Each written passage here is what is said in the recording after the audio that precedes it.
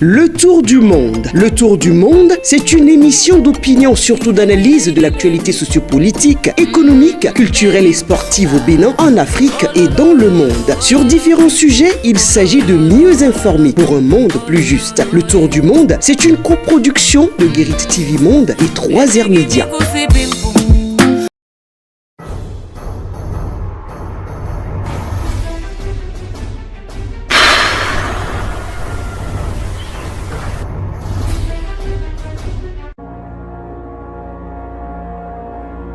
Chers amis de Guérit TV Monde, bonjour et heureuse de vous retrouver sur votre émission Tour d'horizon de ce mardi 19 juillet 2022.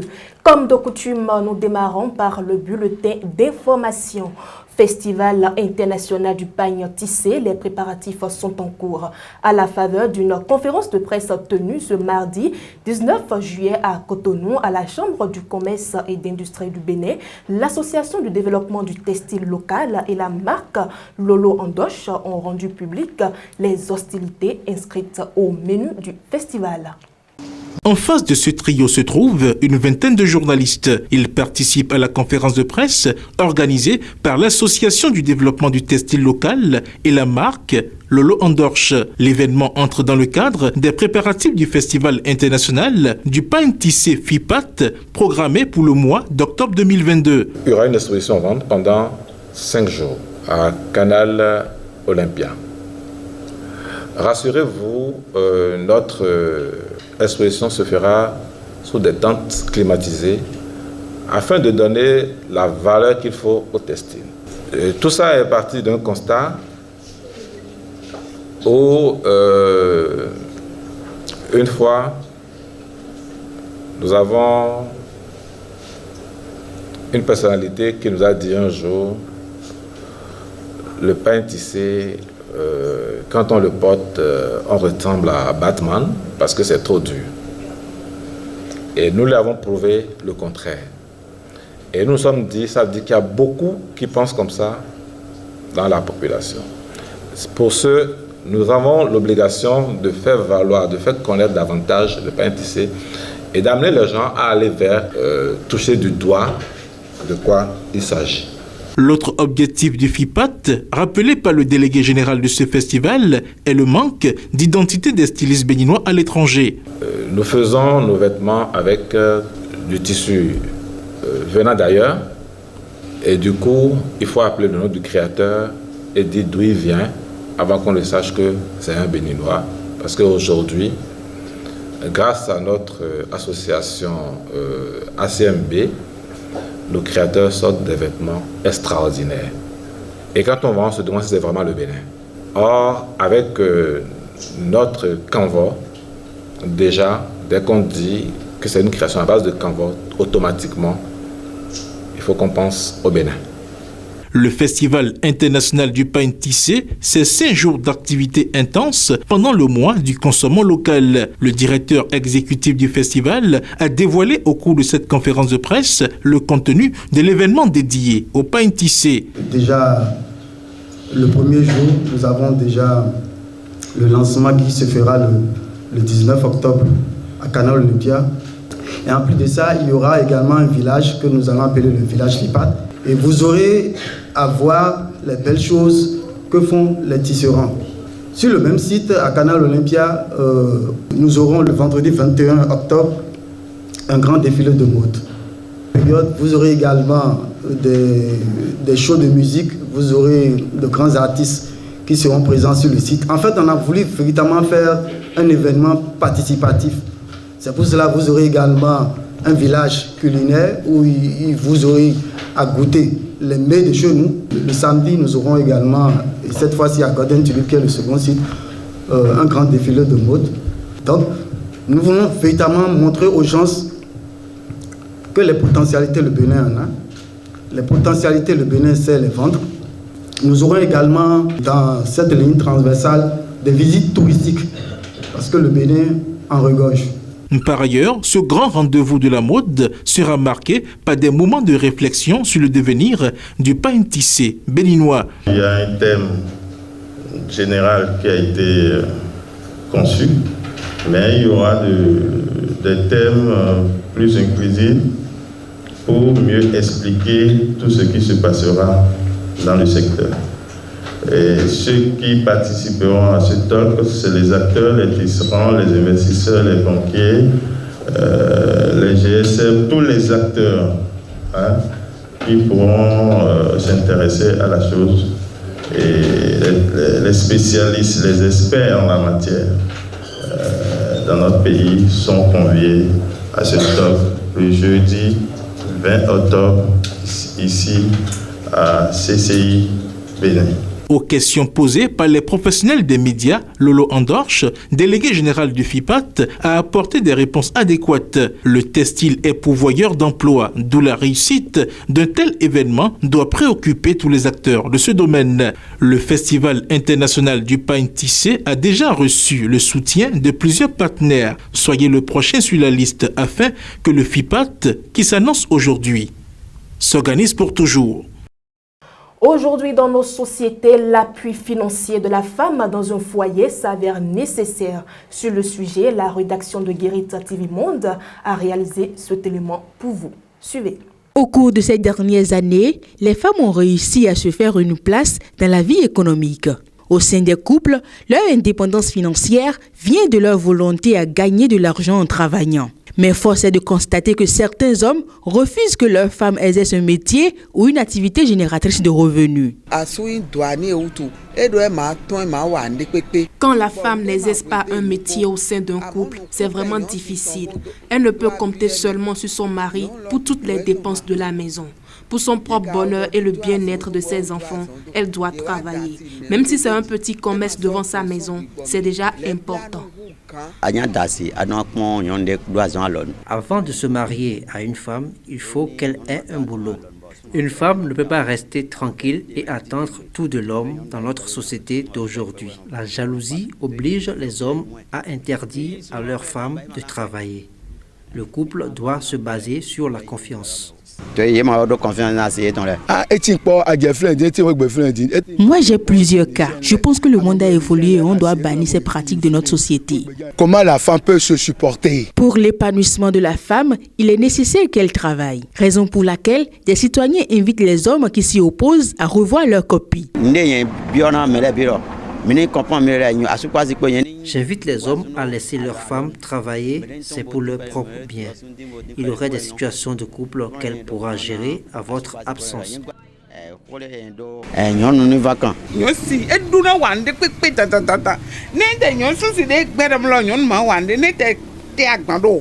L'ignorance amène des hommes à refuser à leurs femmes de travailler ou même de vendre. Il ne sert à rien de garder la femme en chambre. Elle doit travailler pour vous aider dans les charges de la famille. Quoi qu'on dise, l'épanouissement économique des femmes contribue à la bonne santé financière du couple. Ainsi prend fin ce bulletin d'information. Sans transition, nous suivons la chronique du jour avec Mas Gaspard Adjamossi. Le chroniqueur s'interroge dans le cadre de la célébration du 1er août. Pourquoi la capitale n'abrite-t-elle pas les manifestations officielles? Pour avoir la réponse, suivez-le. Célébration du 1er août. Pourquoi la capitale n'abrite pas les manifestations officielles? Notre pays, le Bénin, va célébrer dans quelques jours, précisément le 1er août prochain, la célébration de son accession à la souveraineté nationale et internationale. La plupart des Aïnovi avaient espéré en vain, depuis quelques années, un geste salvateur du gouvernement de la rupture pour faire tenir les célébrations de la fête de l'indépendance de notre pays à Porto Novo. Mais hélas, la ville capitale du Bénin, malgré les efforts appréciables qui s'y réalisent en termes d'infrastructures et malgré les promesses, est toujours dépourvue de ses attributs de capitale. Et chaque jour que Dieu fait, des actes sont posés pour accréditer la thèse d'un véritable mépris pour la cité des Aïnovi. C'est pourtant très clair dans la tête et dans les esprits de certains compatriotes qu'en tant que capitale du Bénin, Porto Novo devrait abriter les grandes institutions du pays, mais aussi les grandes manifestations de souveraineté nationale, comme c'est déjà le cas de la cérémonie d'investiture du président de la République et de la présentation du discours sur l'état de la nation du président de la République devant le Parlement au palais des gouverneurs à Porto Novo. Mais il reste à conférer à la ville aux 3 noms, Adjaché, Hogbonu et Porto Novo, l'une des plus grandes, sinon la plus grande manifestation de notre souveraineté nationale, la célébration du 1er août, fête de l'indépendance. Fixée à Porto Novo la célébration de la fête de l'indépendance, notamment le défilé militaire et civil, reste un grand défi car cela contribuera non seulement à restituer d'une part ce droit à la ville en lui donnant ses attributs de capitale, mais cela va aussi redonner à cette célébration tout son sens historique et politique. Les différentes revendications et doléances dans ce sens n'ont toujours pas trouvé un écho favorable auprès des pouvoirs publics. La constitution béninoise consacre Porto Novo comme la capitale du Bénin. La constitution béninoise consacre pourtant Porto Novo comme la capitale du Bénin. Et donc à ce titre, nous estimons comme certains de nos compatriotes que cette ville devrait abriter les grandes institutions du pays, mais aussi les grandes célébrations comme le 1er août, d'autant plus que la réalisation de nouvelles infrastructures dans le cadre d'une telle célébration n'est plus nécessaire et indispensable. La ville disposant désormais de plusieurs boulevards pouvant servir pour le défilé militaire et civil. Plusieurs infrastructures routières et autres se réalisent et changent positivement l'image de Porto Novo. D'autres sont également en cours de réalisation. Mais il semble qu'un manque de volonté politique ne permet pas encore de donner à la ville tous ses attributs de capitale. Le Bénin semble être l'un des seuls pays au monde où une telle célébration a lieu hors de la ville capitale. Porto Novo est la ville de tous les Béninois et le gouvernement a la lourde responsabilité de faire en sorte que les Béninois en soient fiers, ce qui ne semble pas être totalement le cas. Des efforts sont faits actuellement à coup sûr, mais Porto Novo réclame davantage et donc, tant qu'il reste à faire, rien n'est fait. Merci à vous, Gaspard Adjamoussi. La discussion du forum de ce jour, c'est avec Armand Chalot au goût, mais on le retrouve tout juste après cette pause publicitaire. Envie de diffuser vos spots publicitaires pour impacter plus vos cibles. Chers annonceurs, votre télévision en ligne Guérite TV Monde vous propose des espaces sur ses meilleures émissions, à savoir Au téléphone, Tour d'horizon, Ça parle femme, la vraie version. Pour plus d'informations, contactez le service commercial au 00229 91 19 10 10. Guérite TV Monde, le leader de Web TV. Armand Chalot Ogou, bonsoir. Oui, bonsoir, Latifat Koweno. Tout au long de ce forum de discussion, nous allons parler de l'Académie SIMO. Mais avant d'aller plus en profondeur, dites-nous, Académie SIMO, qu'est-ce que c'est? Merci à vous, Latifat Koweno. Eh bien, l'Académie SIMO, c'est l'Académie Sidi Mohamed du nom de son président. C'est une académie sport-études créée en décembre 2021. Elle a été inscrite au journal officiel numéro 114 de la République. Eh bien, c'est une académie ouverte aux jeunes de 8 à 20 ans. Il faut dire qu'elle est située à Parakou, au quartier Mandinan, et à Djefa, dans la commune de Semekodji. Aujourd'hui, ce centre de formation compte environ 250 pensionnaires. Et tenez-vous tranquille, la formation est gratuite lors des 3 premières années. En quelques mots, dites-nous quels sont les objectifs visés par cette académie à travers son président Mohamed Sidi. Merci à vous, Latifat. Eh bien, le président Mohamed Sidi nourrit de grandes ambitions pour ce centre de formation. Il rêve donc de voir ces jeunes, ces enfants évoluer un jour dans le championnat national, dans le championnat au niveau continental. Pourquoi pas retrouver ces enfants au sein de l'équipe nationale et aussi dans de grands clubs en Europe et un peu partout au monde. C'est pour cela qu'il n'hésite pas sur les moyens en ce qui concerne l'équipement sportif. Et il faut aussi dire qu'il a pour ambition de construire un stade en bonne et due forme pour l'académie dans les années à venir. Et quelles sont les opportunités qu'offre le partenariat entre Simo Academy et son homologue Power of Cross du Nigeria?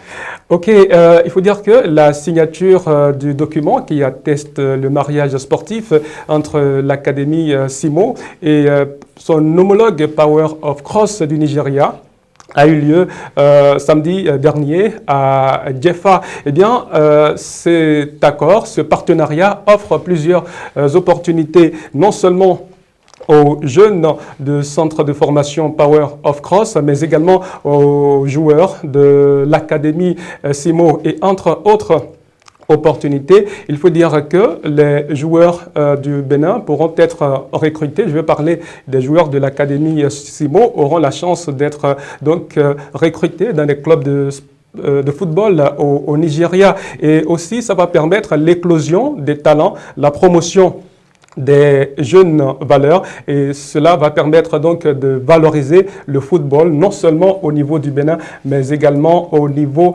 du continent africain. Charlot, c'est la fin du forum de discussion. Un mot pour conclure. Merci Latifat Kawenou. Eh bien, Mohamed Sidi, sinon la formation à la base, en matière de football, c'est l'apanage de Mohamed Sidi. Eh bien, il accompagne la vision du gouvernement actuel. Et ce monsieur a donc besoin de l'appui du gouvernement pour pouvoir atteindre ses objectifs. Merci à vous, Amand, pour votre intervention.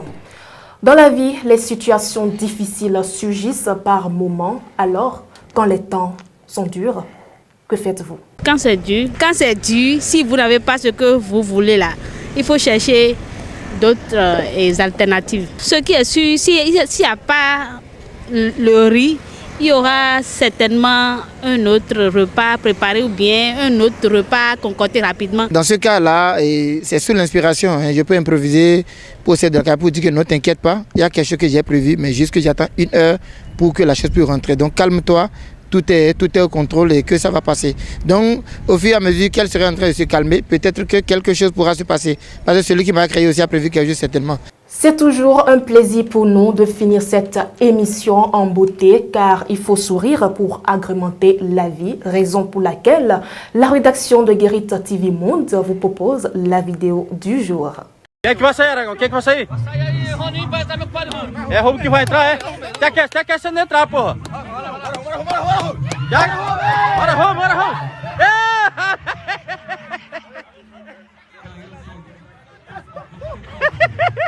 Ah, não, morreu. Será que ele olhou no Wagner logo? O time dos anões, quem é isso, garoto? Se machucou. Ce sourire, ne le perdez pas, garde-le et on se retrouve demain pour un autre numéro. Au revoir.